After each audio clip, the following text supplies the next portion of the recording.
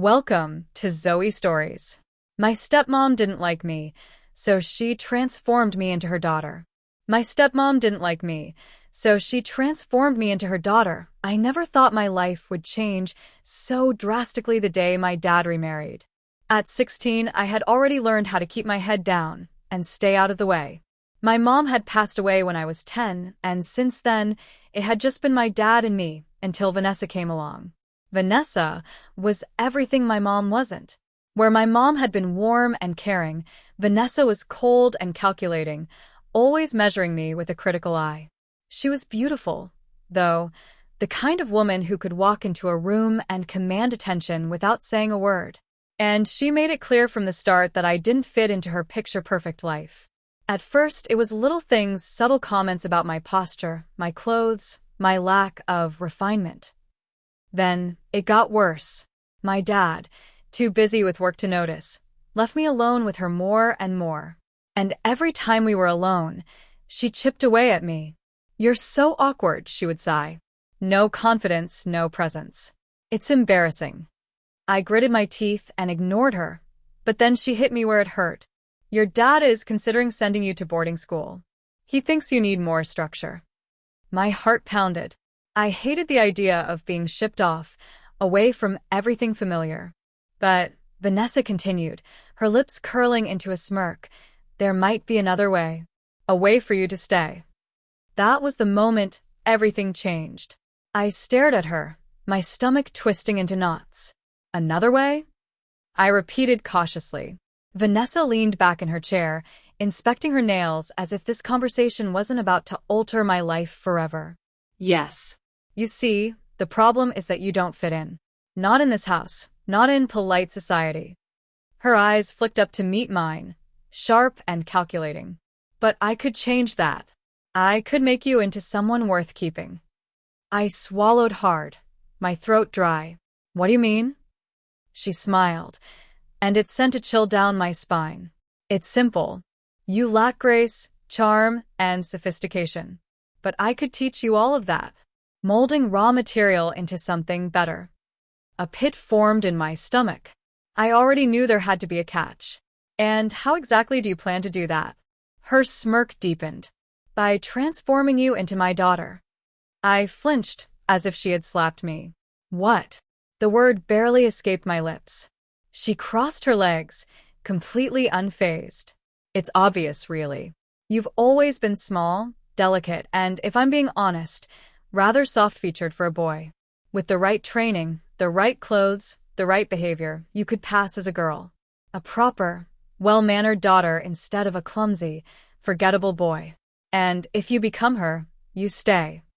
My heart pounded against my ribs. My mind screamed no, absolutely not. But beneath the panic, another, quieter voice whispered, "What if?" I had never fit in as a boy. Always too small, too quiet, too different. I had spent my whole life trying to meet my dad's expectations and failing. And now, the alternative was being sent away to some cold, unfamiliar place alone. Vanessa leaned in slightly, her voice smooth and coaxing. "Think about it. A fresh start. No more struggling to be someone you're not. You could be polished, admired, loved." I clenched my fists, my breath shaky. I wanted to scream at her, to tell her she was insane. But instead, all I could do was sit there, the weight of her words pressing down on me. Because, deep down, I wasn't sure if I was terrified or tempted. That night, I couldn't sleep. Vanessa's words echoed in my head, twisting my thoughts into knots. A fresh start. A way to stay. I should have rejected the idea outright. It was ridiculous. Absurd. Wrong. And yet, the alternative was worse. I had overheard my dad on the phone a few nights ago, talking about how he thought boarding school would toughen me up. Make me into the son he wanted. But I wasn't tough. I never had been. I curled up under my blanket, my chest tight. My whole life, I had felt like a disappointment. Too quiet. Too weak. Never enough. But if I went along with Vanessa's plan, would I finally belong? The next morning, I sat through breakfast in a daze, barely tasting the food. I wanted to talk to my dad, but he was already dressed for work, flipping through his phone between sips of coffee. I force myself to speak. Dad, do you really think I should go to boarding school? My voice was small, uncertain. He barely looked up. Vanessa thinks it's what's best for you. That hit me like a punch to the gut. Not we think, it was all her. She was the one pulling the strings. Vanessa caught my gaze from across the table and smirked, as if she already knew what I was thinking. I left the house as soon as I could, my mind racing. I needed someone to talk to. Someone who would tell me this was crazy, that I wasn't actually considering it. I found myself at my best friend Riley's house. He took one look at me and frowned. Dude, you look like you've seen a ghost. I hesitated. How could I even explain this? But I had to try. My stepmom, she wants to turn me into a girl. Riley blinked. What? I swallowed. She said if I become her daughter, I can stay. Otherwise, my dad's sending me away. Silence. Riley studied me, his usual joking demeanor gone. That's messed up, he said finally. Like, seriously messed up. I know, I whispered. He rubbed the back of his neck. And you're actually thinking about it? I hesitated again. I don't know, I admitted. I don't want to go. And part of me wonders, what if she's right? What if I could fit in better that way? Riley exhaled sharply. Man, I don't know what to tell you. But whatever you do, don't let her control you. I nodded, but deep down, I wasn't sure I had a choice. That night, Vanessa knocked on my door. Have you made your decision? She asked smoothly. My heart pounded. I opened my mouth to answer, but I still didn't know what I was going to say. Vanessa stood in the doorway, arms crossed, her expression patient but expectant. The weight of her question pressed down on me like a vice. Have you made your decision? I swallowed, my throat dry. My heart screamed no, this is insane, but my mind raced through the possibilities. If I said no, I'd be sent away, forced into a world where I didn't belong, where I'd be alone. If I said yes, I'd be giving up the last pieces of the boy I had always been. But had I ever really been him? I clenched my fists, my stomach twisting. Riley's warning echoed in my head, don't let her control you. But what if this was the only way to finally be wanted? To finally be enough? Vanessa's lips curled into a knowing smile, as if she could see the battle raging inside me. This isn't a punishment, she said smoothly. It's an opportunity. A way to stop struggling, to finally belong. Belonging. That word struck something deep inside me. I had never truly belonged anywhere, not with my dad, not at school, not even in my own skin. Maybe this was my chance to start over. I took a shaky breath. Okay, I whispered. I'll do it. Vanessa's smile widened. Good girl. The words sent a shiver down my spine, and I wasn't sure if it was fear or something else entirely. Vanessa wasted no time. The next morning, she walked into my room carrying a pile of clothes, soft fabrics in shades of pastel pink and lavender. Lacy skirts, delicate blouses, things that had no place in my old life. I hesitated, staring at the garments. Just yesterday, I was still clinging to the idea that I had a choice, but now, standing here with Vanessa watching me expectantly, it didn't feel like I had any control at all. Try them on, she instructed, her tone firm but not unkind. My hands trembled as I reached for the first item, a pale pink camisole. The fabric felt impossibly soft against my skin, unfamiliar but not entirely unpleasant. I slid it over my head, followed by a flowy skirt that settled around my knees. The air kissed my legs, a sensation I had never experienced before. It was strange, exposing. Vanessa studied me for a long moment, then nodded. We'll need to fix your hair.